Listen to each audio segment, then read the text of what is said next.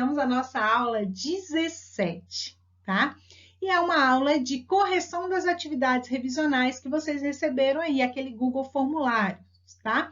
Nós fizemos essa atividade para que nós pudéssemos nos familiarizar com esse recurso, que ele ainda será muito utilizado até depois, né, desse nosso isolamento social. Então, quando as aulas presenciais voltarem, é uma ferramenta que eu desejo utilizar nelas também. E eu tô com esse sorriso, né, no rosto, porque essa semana temos novidades, tá? Vai vir coisas boas por aí e eu espero que vocês se deliciem com as novidades que terão. Essa semana a gente vai postar só essa aula, tá? Então, nós vamos só ter essa aula de correção. O que você vai fazer o resto da semana? Colocar tudo em dia. Eu sei que tem gente aí que tem redação pendente, tem muitos exercícios pendentes, vamos colocar tudo em dia, tá? Porque vocês terão essa semana aí bem tranquila para colocar tudo em dia, que semana que vem, né? Essa semana vocês vão saber a novidade, semana que vem nós vamos utilizar a novidade. Então, aguardem, né? Que a coordenação, né, comunique que novidade é essa, o que vai acontecer e façam a correção a seguir. Então, terceira série, ao clicar no link que foi enviado para vocês abrir esse questionário aqui do Google Formulários, eu deixei para vocês as instruções que poderiam utilizar o livro didático, as anotações, né, no caderno, e ainda assistir novamente as videoaulas, caso fosse necessário, tá? E aí, vamos para a questão 1, uma questão sobre Darwin e Lamarck, tá? Essa questão traz um texto que vai contar que nas cidades brasileiras tinha um número razoável de cães vira-latas, né? Cães sem dono, que se alimentavam de lixo, né? Que esses lixos ficavam em latas na porta das casas. Aí, houve uma medida sanitária preventiva e colocou os lixos para cima, para não dar acesso aos cães. E notou-se que nesse mesmo, com o passar do tempo, a estatura desses cães, né, chamados de vira-lata, estavam maior, né? Eles já tiveram um aumento médio do tamanho aí. Como que Darwin pensaria sobre isso? Lamarck primeiro. Como que Lamarck pensaria sobre isso? Lamarck falaria assim, que esses cães, devido à falta de alimento embaixo, se esforçaram, lembra a lei do uso e desuso, para que seu corpo crescesse e ele alcançasse a lixeira alta. E Darwin falaria assim, não, nada disso, Lamarck. Existem os cães maiores, os cães menores. Esses cães maiores, agora, têm uma característica evolutiva interessante, tem uma característica que vai o diferenciar na seleção natural do ambiente. Esses cães vão poder cruzar entre si, passando essas características aos seus descendentes. Por isso que fica A como a alternativa correta, porque mesmo sem, né, analise relacionando com o texto, assinale a correta.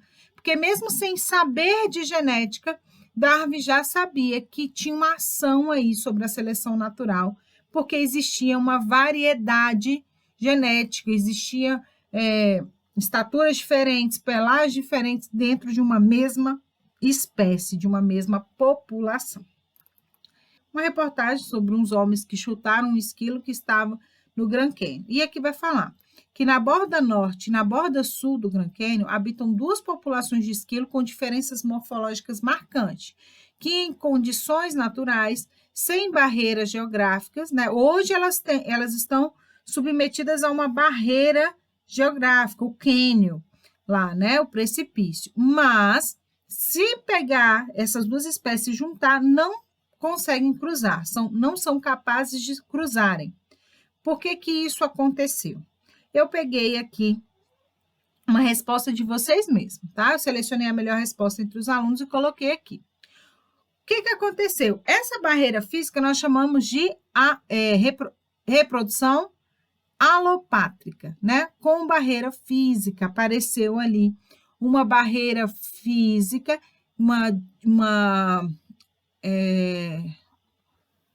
apareceu ali uma barreira física que impede com que os indivíduos se relacionem, não tem mais fluxo gênico, tá? Então, o fluxo de genes foi interrompido por essa barreira física, tá? Cada um no seu ambiente, a seleção natural vai influenciar de uma maneira diferente. E se essa barreira deixasse de existir, esses dois grupos não conseguem cruzar, qual é o tipo de especiação que aconteceu? Para dizer que dois organismos, que dois seres são de espécies diferentes, eles têm que ter um isolamento reprodutivo, ou seja, ao cruzar não gera descendentes. Se tiver capacidade de cruzar, não gera descendentes, ou perdem a capacidade de cruzar entre si, tá? Aí não é mais mesma espécie, ok? Passam a ser espécies distintas, diferentes. Então, essa aqui ficou a melhor resposta. Questão 3, pede a incorreta. A incorreta aqui é a C. Vai falar assim: a resistência de bactérias a antibióticos e de insetos a inseticidas podem ter interferência, por ter interferência humana na fabricação dessas substâncias, não pode ser exemplo de seleção natural. Sim, é um exemplo de seleção natural. Questão 4, tá?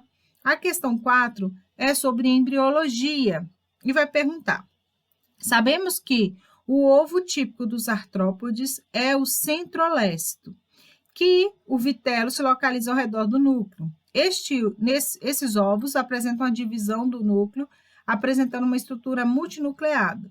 Posteriormente, os núcleos migram para a periferia do ovo, onde ocorre a organização de muitos blastômeros. Qual o nome desse tipo de segmentação? Pode ser chamada de parcial superficial ou meroblástica. Então, o ovo centrolécito, na segmentação, na divisão, pode ser parcial superficial ou meroblástico. Facinha essa. Questão 5. Levando em consideração a tirinha, quais características desses seres vivos pode provocar rápido aumento da população? Como a população bacteriana se reproduz rapidamente? Reprodução assexuada. Nesse tipo de reprodução, é uma reprodução rápida, né? Uma célula bacteriana se divide em duas, tá? Não há troca de material genético, as células filhas são idênticas à célula mãe. É um processo rápido, simples, que além de gerar descendentes idênticos geneticamente, há pouco gasto energético, né? Não precisa encontrar o parceiro, troca de gametas, nada disso, tá? E isso possibilita aí um aumento rápido da população num curto espaço. Aí vem outra tirinha e pergunta assim: 6, né? Além de existirem bactérias patogênicas, há também bactérias benéficas, que auxiliam na produção de medicamentos, até na indústria de alimentos, como é o caso do gênero Lactobacillus, da tirinha aqui, que são bastonetes aeróbios facultativos. Analise a afirmativa e indique qual das alternativas possui apenas as afirmativas corretas. A questão 6, o gabarito é a letra D, onde correta é a 2, a 4 e a 5. A 1 vai falar que os bacilos, em vez de ser bastonetes, são em forma de vírgula, não vírgula é os vibriões, né? A 2 está certa. A 3, a produção de oxigênio, bem como a fixação de nitrogênio, são ação realizadas por fungos, não são ação realizadas por bactérias, né? Questão do coronavírus 7 e 8. Questão 7. Tendo como base a imagem abaixo e a tirinha que fala da menina gripada, em qual reino estão contidos os vírus? Essa era a mais fácil de todas, né? Dentre a classificação tradicional da biologia, os vírus não se encaixam em nenhum grupo dos seres vivos, em nenhum reino. Por quê? Aí aqui vocês não colocaram muito bem certo algumas pessoas. Porque eles não possuem célula, que é uma característica vital. Vai ter cientista que consideram como vírus? Sim, a gente está falando só da classificação tradicional, que não considera, mas já tem alguns cientistas que falam que eles são os únicos seres vivos acelulares. Além disso, não tem metabolismo próprio, algumas pessoas colocaram isso, tá? Tá certinho. 8. Qual é o material genético do causador da doença, por isso que é um da, COVID-19, né? Quem é que causa a doença COVID-19? Esse vírus, é considerado um vírus envelopado? Justifique. Tá, o material genético né, do novo coronavírus é o RNA envelopado. Eu deixei para vocês também um videozinho aqui, né, que fala do coronavírus, um vídeo que foi postado em fevereiro, não tinha muita informação, mas está um vídeo bem legal. Por que ele é envelopado? Sim, ele é envelopado. Por quê? Como que é esse envelope dele? Olha, eu deixei uma imagem aqui, olha aí, ó. Aqui é um esquema, né? Um infográfico esquemático desenhado de como que seria o vírus causador da Covid-19. E ele tem aqui um envelope, tá vendo?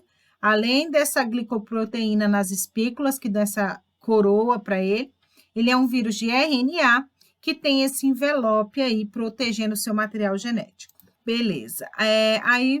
Esse é o motivo, né? Justificado, porque ele tem esse envelope, que são 2 camadas de lipídio que protege lá o seu material genético. Questão 9. A questão 9 é para você associar, lia esse texto aqui e associava, né, a primeira coluna com as outras colunas, tá? Alguns fungos, qual é o fungo aqui? Quer saber do fungo? Cândida, que está o nome científico aí, até em negrito. Na produção de pães, esse gás é formado durante a fermentação. Qual é o gás que forma? Gás carbônico. As leveduras são utilizadas na produção desse componente. Disso aqui, ó, o componente que tem aí é o etanol. Processo utilizado na indústria para a fabricação de etanol, de pão. Qual é o processo? Fermentação. E por fim, tem mais 2. A fermentação é uma reação química que vai acontecer na ausência de qual gás? Gás oxigênio. Qual que faltou aí? Algo presente no meio. Em um determinado experimento, bactérias foram colocadas para que se multiplicasse após certo período. Verificou-se algo presente no meio e impediu o crescimento das bactérias. O que impede o crescimento de bactérias? Que os fungos produzem antibióticos, ok? Questão 10. Questão 10, analise as afirmativas a seguir e marque as corretas. As plantas terrestres são mais aparentadas às algas verdes. Certinho, olha lá para o cladograma, né? Das algas que existem, as plantas terrestres são mais aparentadas das algas verdes, tá? Que são as intermediárias evolutivas entre, olha lá, tá? Entre algas vermelhas e as plantas terrestres. Perfeito. A outra alternativa certa também é, no grupo das algas, estão as divisões algas verdes, algas pardas, algas vermelhas, entre outras, tá? Então, estão essas divisões? Estão. Tem mais? Tem outras sim, tá? Então, a D também aqui é correta. Então, a gente fica por aqui. Aguardem as novidades. Um beijo e até mais.